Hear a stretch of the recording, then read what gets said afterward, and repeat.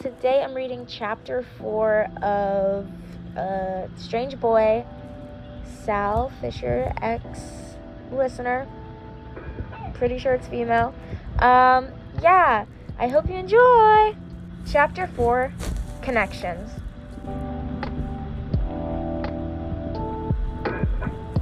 You woke up like usual. It was a pretty average Saturday for you. There was nothing planned with others, so you just sat on the couch and watched a movie. A lazy Saturday. Well, that was until your mom came home. You weren't sure about the details, but she started talking to you. And then she started mumbling something under her breath. You were confused and were going to ask her what she was saying, but you felt like you couldn't breathe. Your chest tightened and you started gasping for air. What the hell is going on? Mom! Was the only thing you can get out as you dropped to the floor. You needed Sal. He could help you, and he was closer than Larry was. You looked at your mom to see some type of weird symbol on her. Then, with your last bit of air, you screamed, "Help me!" Then, darkness surrounded you. You woke up to the sound of a heart monitor. When you finally opened your eyes, you were blinded by the light. Shit, that's bright. You rubbed your eyes. Yasmin! You heard the voices, and it scared you a bit. You look around, and there was Larry and Sal. What happened?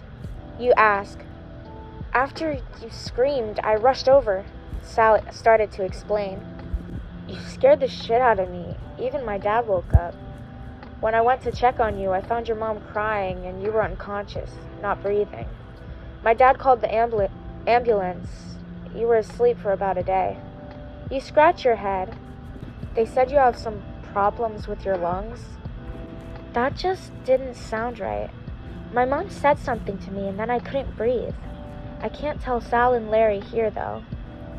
You thought. Oh, okay. You responded. You looked to your right and you saw some flowers and a small bear. Oh, those are from our parents, Larry said. Where's my mom? You ask. Not sure. She went with you in the ambulance, but when we came here, she was already gone. Sal answered. You nod at him and then sit up, but Larry and Sal put their hands up. You shouldn't be sitting up, Sal spoke. I'll live. Plus, I feel like I've been laying down forever. That's a first. Larry snorted. Want anything to eat? Sal asked. In a little. I just kind of want to sit here for a minute. He nodded. You then started talking and laughing.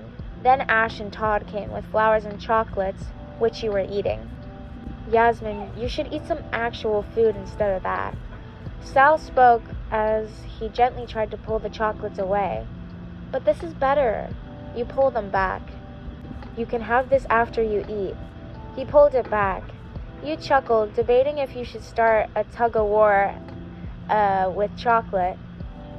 But you gave in. Fine, I'll finish eating the rest after. He nodded and put them on the chair. Nice going, Ash. You know she can't resist chocolate. Larry spoke. Well, duh.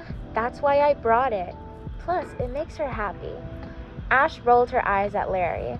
Sal and Larry then left to go get you something to eat. Man, you gave me a scare when I found out you weren't breathing. Ash spoke, sneaking you another chocolate. Yeah, I scared myself, you admit, eating the chocolate. I wonder what could have caused it, Todd said, adjusting his glasses. You shrug. Well, I'm still here, aren't I? And it's not like it's anything new. You started to stretch.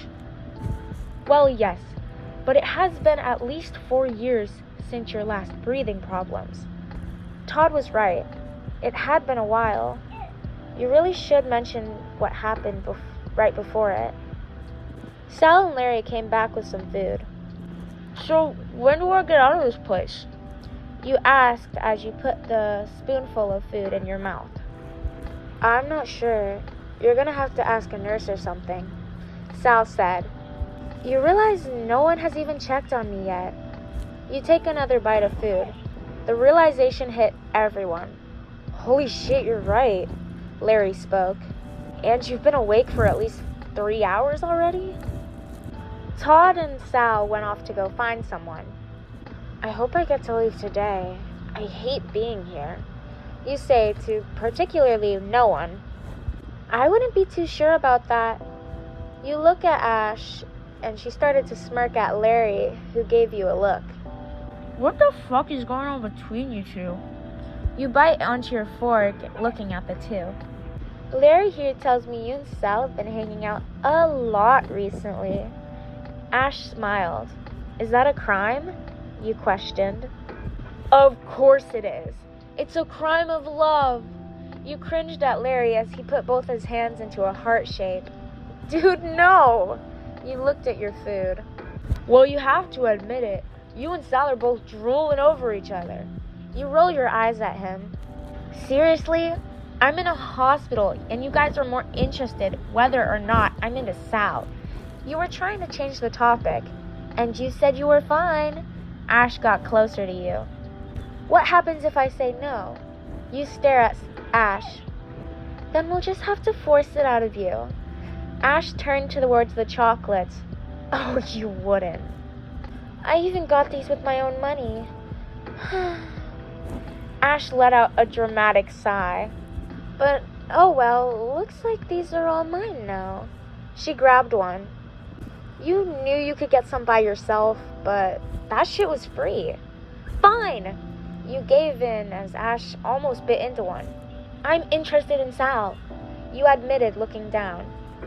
Ha! See, I called it. Larry cheered. You guys are assholes. You pouted. They both laughed as Todd and Sal came back. Thank God they didn't hear anything. They said you could go. Sal spoke. Just like that? You asked. Yes. They said they were understaffed and they handed us your clothes and said you were free to leave. Todd explained. That's fucking weird. You all agreed with Larry. Well, at least I can finally get out of these machines and into my clothes. Sal put your clothes on the bed and they all walked out. You swore these places kept getting weirder and weirder. Isn't this kind of illegal? Doesn't matter. All that mattered to you was you got to go home. You got dressed and grabbed all the gifts and then walked out. Let's get out of here, you said to them. You all started walking to the apartments and waved off Ash as she had to babysit her brother like usual. You were a bit off balance still from being in bed for 2 days, so Sal was helping you. You glared at Larry after seeing him smirk at you. But you finally all reached the apartment. Hey, guys, can I maybe talk to you somewhere private? You just had to mention what happened with your mom. They nodded, and you went to Larry's room. You sat on his bed and started explaining everything, from the moment your mom walked in, and the stuff she started mumbling, and the symbol. Do you remember things like this from your previous lung failure? Todd asked. You shook your head. It's like you said, it's been 4 years, and I try my best not to think about those memories anyways. Wait, previous failures? Oh right, you never told Sal. When I was maybe 9 to 11, my lungs started to totally collapse for no reason. Then one day, everything was fine. I didn't need a lung transplant or anything. I was perfectly normal, you explained. Larry grabbed a piece of paper. Can you draw the symbol? You took it from him. Try to draw it as best as you can. Sal piped up. You nodded and then started to draw. You gave it to Sal. It's the best I can remember. He nodded and looked at the photo and passed it to Todd. I can try to find something online. Todd spoke. I'm going to have to get going. It's pretty late. Todd waved at you and left. You stared at the floor, debating if you should ask them. Yasmin, what's wrong? Sal asked. You took a deep breath. I don't really feel safe at home. Was all you managed to get out, but the two boys seemed to understand. You can stay at my place if you want. Sal spoke. I mean, you can sleep on my bed and I'll take the couch. If that makes you more comfortable. He scratched the back of his neck. Thank you, Sal. You smiled. You didn't really care how others would take it. You literally almost died, and your mom was a very big suspect. You didn't want to be there home alone. But you did feel bad for taking Sal's bed. But he kept reassuring you it was okay. You just closed your eyes and tried your best to forget. Okay, I hope you enjoyed this chapter. Yeah, I hope you have a good day, night, evening, or whatever. I love you guys so much. Goodbye.